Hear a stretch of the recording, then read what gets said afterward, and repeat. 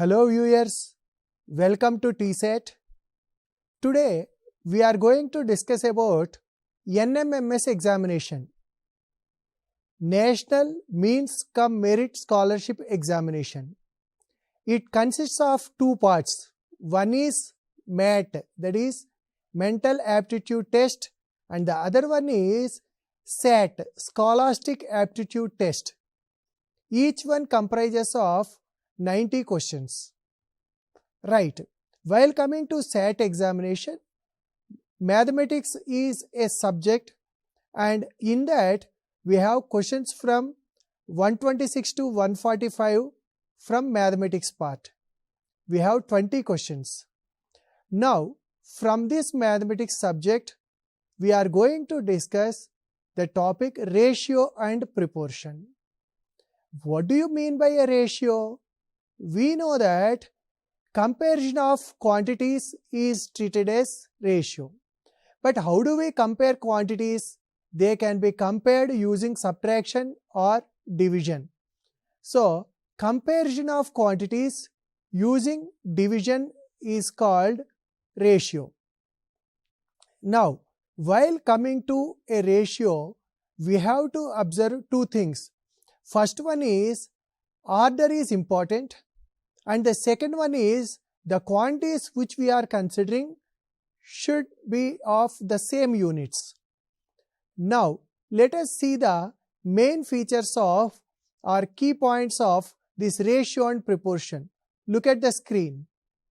So, as we discussed earlier, a ratio is an ordered comparison of quantities of the same units by the process of division. In the ratio A is to B, A is called antecedent and B is called consequent. Further, if we observe, here we said earlier that order is important. For example, the books comprised by Ramu and Latha are in the ratio of 2:3. What does it mean? For every 2 books with Ramu, Latha contains 3 books. Now, if I want to give it in the inverse form of the inverse ratio, that is, we have to consider it in the form of B:A. If I write it like 3:2, at that time we have to say the books contained by Sita to Ramu is 3:2. So, the order is very essential in this, and if we reverse the order, the ratio obtained is called the inverse ratio. For A:B, the inverse ratio is B:A. Okay? As we discussed earlier, when we are talking about Ramu and Latha, then at that time what happens? The books contained by them is in the ratio of 2:3. Then Latha to Ramu is 3:2, which is called the inverse ratio. Then we can talk about one more type of ratio, that is compound ratio. When we are having 2 or more ratios, then we can express them like a single ratio. For example, A:B, C:D are any 2 ratios, then their compound ratio is AC:BD. How do we get it? It is simply product of antecedents is to product of consequents. Okay. Further, we are talking about the equality of ratios. Equality of ratios is called proportion. How do we get proportion? When antecedent and consequent, that is both terms of a ratio, are either multiplied or divided by the same number, then the new ratio obtained is equal to the original ratio, and we say that they are in proportion. When the 4 quantities A, B, C and D are in proportion, then we can say that product of means is equal to product of extremes. These are some of the key points which we have to remember.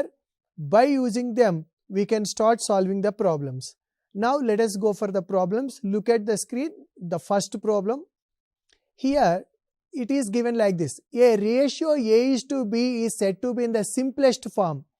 So when do we say that the ratio is in the simplest form? Means here whenever we observe the ratio A:B, then For example, for your quick understanding, you consider 4:8. When do we say that it is the simplest form? Means here their HCF must be 1. So we divide both the terms with 4. HCF of 4 and 8 is what? HCF of 4 and 8.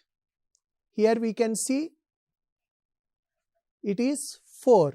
So divide both the terms by 4. Then we are getting it like 1:2.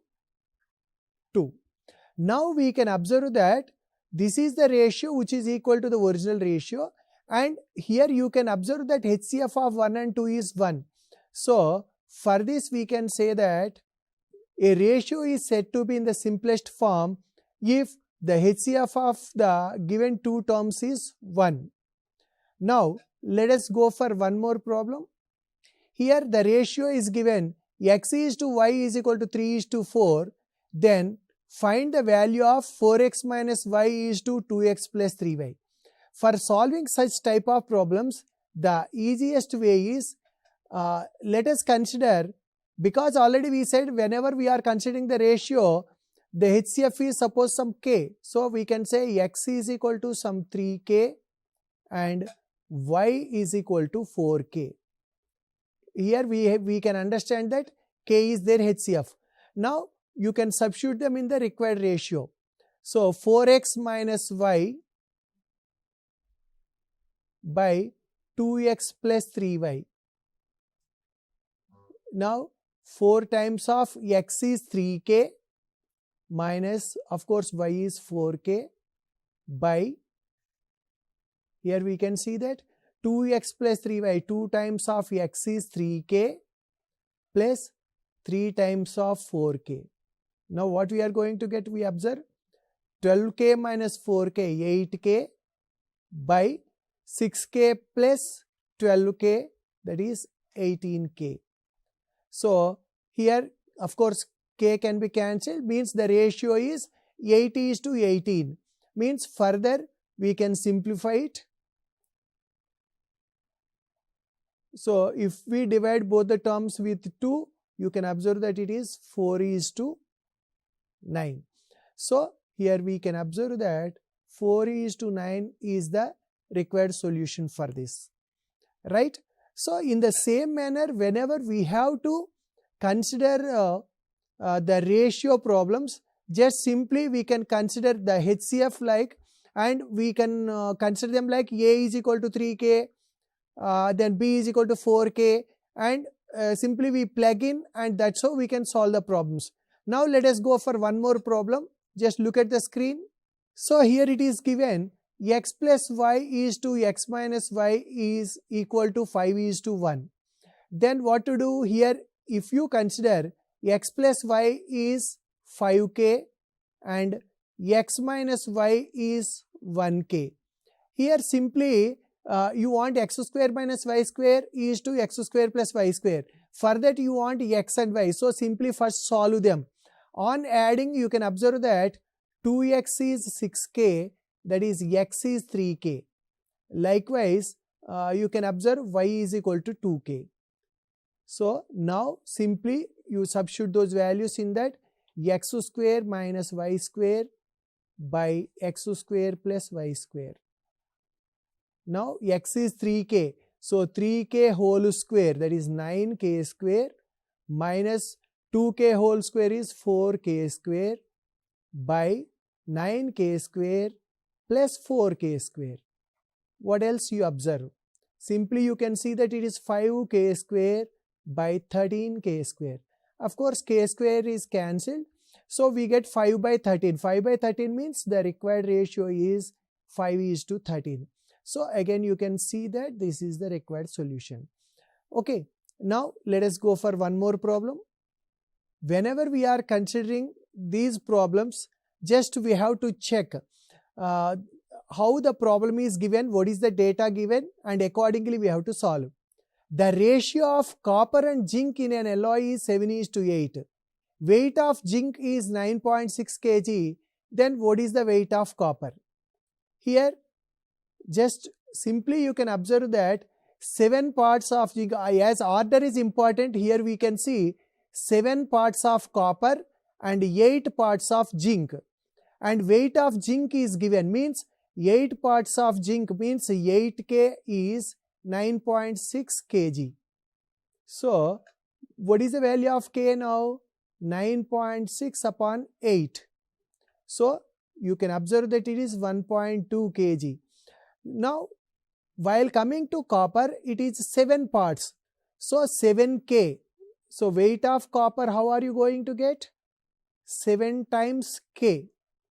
K already we obtained 1.2. So you multiply these two. Okay, 7 1s are 7 and 7 into 0.2 is 1.4. 7 plus 1.4 is 8.4. That's so we can see that it is 8.4 kg. Okay, that's how we can solve these type of problems. Here you see 2 types of problems we discussed till now. One is when the problem is given in the form of A is to B, and then some other expression is given, then we are taking them like A is equal to 3K and B is equal to 4K, and accordingly we are doing that.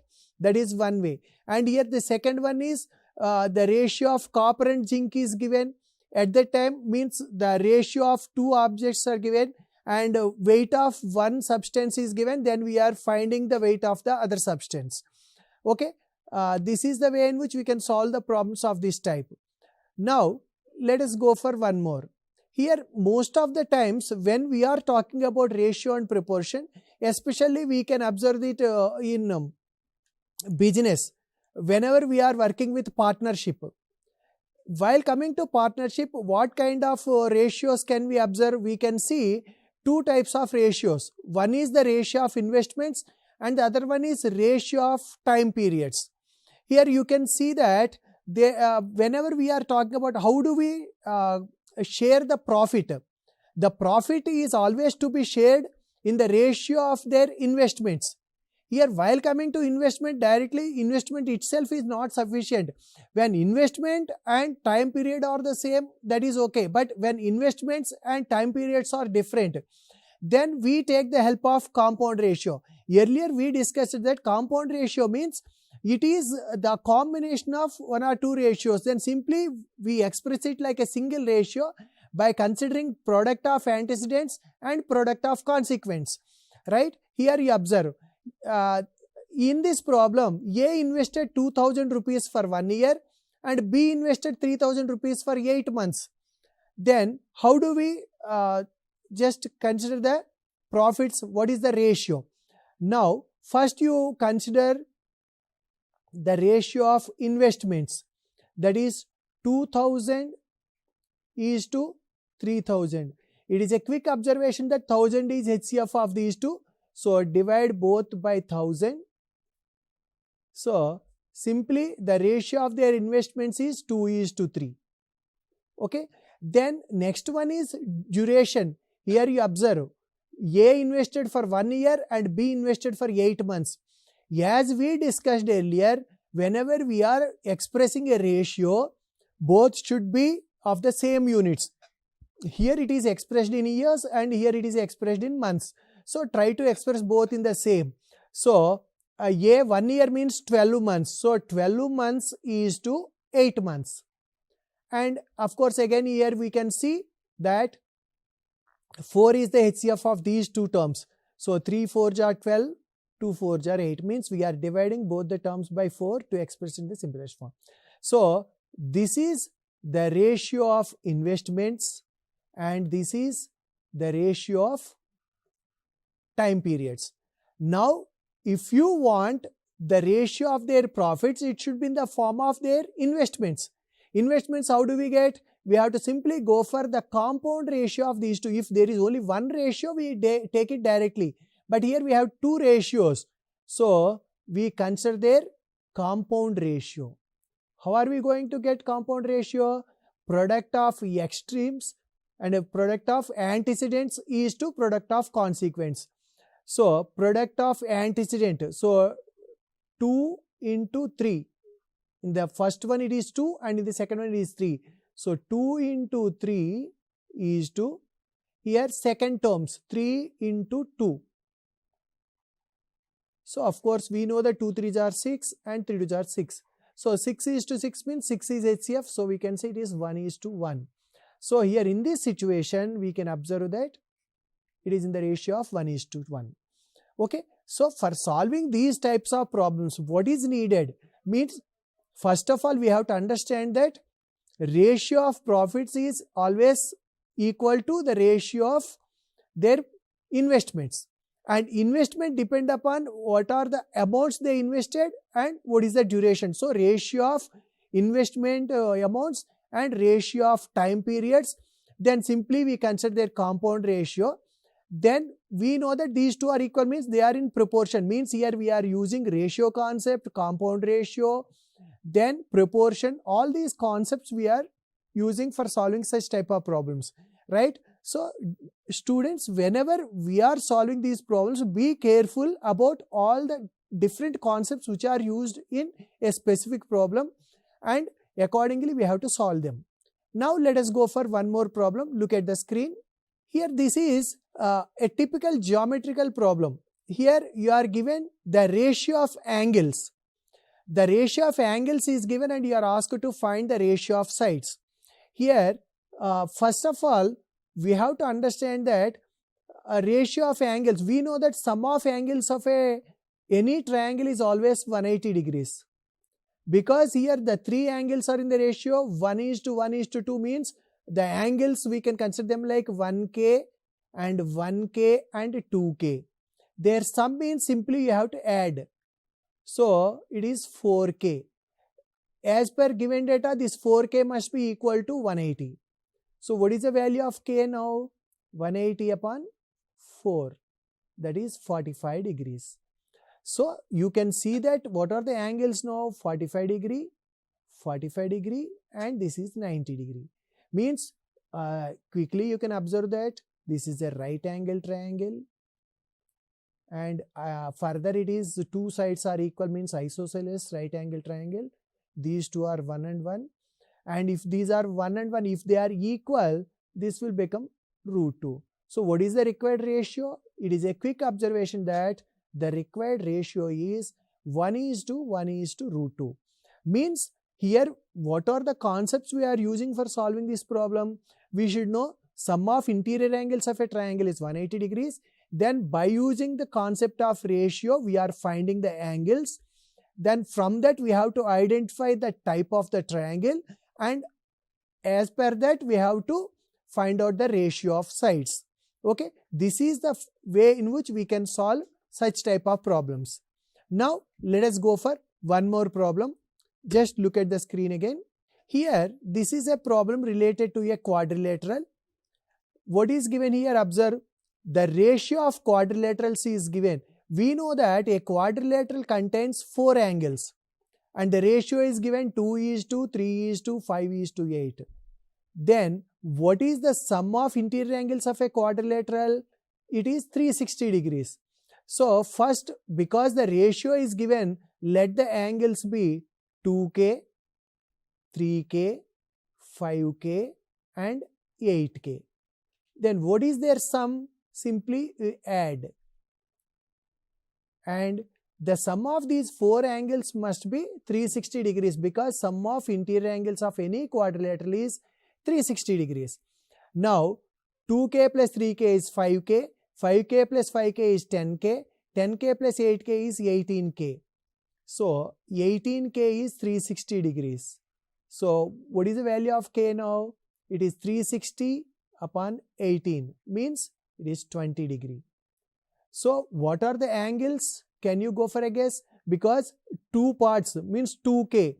So means 2 into 20, 40 degrees. Then 3 into 20, 60 degrees. Then 5 into 20, 100 degrees. And 8 into 20, 160 degrees. So this is the way in which we found the angles. Then what we are asked to find, observe, difference between the greatest and the smallest angles. What is the greatest angle here? 160 degrees. What is the smallest angle? 40 degrees. So what is their difference? So difference means here 160 minus 40. So clearly we can observe that it is 120 degrees. This is the way in which we can solve this problem. Even just if you observe, by observing this ratio, the greatest term is this and the smallest terms is this. So even you can find them directly by using parts of the angle by total parts into 360. By using that idea also, we can solve this. That is another way of solving the same problem. Okay, now let us go for one more. Here, while coming to these problems, you can see that some problems are related with geometry. Whenever you are familiar with the concepts of geometry, then only you can solve them in a more comfortable manner. Observe this problem here. We are given a rectangle inside which a triangle is drawn. ABCD is a rectangle and AED is a triangle. You are asked to find the ratio of areas of ABCD and AED. And simply you can solve this very easily if you know a simple concept. We know that every rectangle is a parallelogram. And whenever a triangle and a parallelogram are on the same base and between same parallel lines, then area of triangle is half of area of parallelogram. Here you can see that AD is the common side and they are between AD and BC, the two parallel lines. And so what can we observe here? Area of triangle AED is half of area of rectangle ABCD.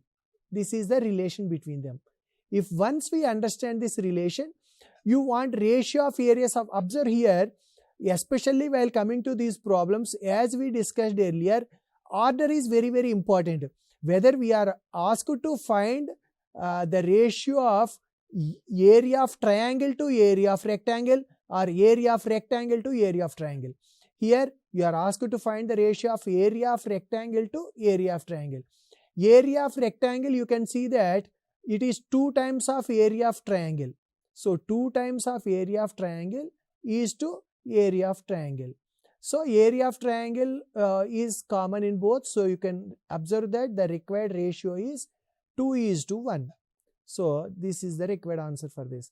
Means, as we discussed earlier, ratio means it is ordered comparison. So you can see that whatever the points which we discussed in the definitions, whatever the key points we discussed, those points are used for solving these problems. While solving these problems, based on those key points only, these problems can be solved very comfortably without doing any mistakes. So they play a very crucial role in solving such type of problems. Now let us go for one more problem. Just look at the screen. Here, this is one more type of thing which you will come across. You are given 2 ratios, A is to B 3:5 and B is to C 4:7. Then you are asked to find the ratio of all the 3. Here, how do we solve this? Just you observe, A is to B is 3:5 and B is to C is 4:7. Here you can see that in these two, B is the common. But here what is happening here? In the first ratio, for every 3 parts of A, 5 parts of B is there. In the second one, for every 4 parts of B, you have 7 parts of C. Here B term is common, but here B term is not the same. So first you have to make them the same. So in these 2 terms, you have to make them the same. Simply find the LCM of these 2. LCM of these 2 is 20. So in place of these 2 terms, you have to get 20. But remember that whenever we have to get the same ratio, you cannot multiply or divide only one term. It is the concept of proportion. Both terms are to be either multiplied or divided by the same number. Because here I want 20, I have to multiply it with 4. So we multiply both the terms of the ratio with 4. Likewise, if you observe here the term is 4, I want 20 in that place, means I have to multiply it with 5. But I cannot multiply only one term, we have to multiply both terms. So here we take 5. Now what happens? You observe 3 into 4, 12 is to 5 4s are 20. That is A is to B. Means we are using the idea of proportion here. If you multiply or divide by the same number, both antecedent and consequent, the ratio obtained is equal to the original ratio. That is the idea of proportion. Again, B:C, if you observe here, B:C, you check, it is 20:35. Now here we can clearly see that these two are same. So now you can express this like A:B:C is equal to 12:20. Because B part is same in both, you can take the same term, 12:20:35. So that's how we can get this. So these type of problems more frequently you will observe in these types of questions. When two ratios are given, when B is the common term in both the ratios, but the parts are showing different. So first we have to make those two parts the same by using the idea of proportion. Then we can express it like a single ratio with all the three terms, right? Now here just integers are used. Instead of integers, suppose rational numbers are used. How do we see? Just let us go for one more problem. Here you can see that the ratios are used. Okay, fractions are used, same type of problem but with fractions. So P:2Q means first mixed fractions are there, convert them into improper fractions. So it is 4/3 that is 3/2, and here Q:2R, observe, it is 1/2 1/3. Now Q term is to be made the same. So for this no need to make any changes in the first. 3/2 means 3 into 1/2, so multiply it with 3. That's how you get 3/2 3 into 1/3 is 1. So that's how you can see that it is 4/3 3/2 1. Now you want the ratio of P and R. This is P, this is R. So it is 4/3 1. Again multiply both the terms with 3. So into 3 into 3. 3 divides 3 one time. So 4:3.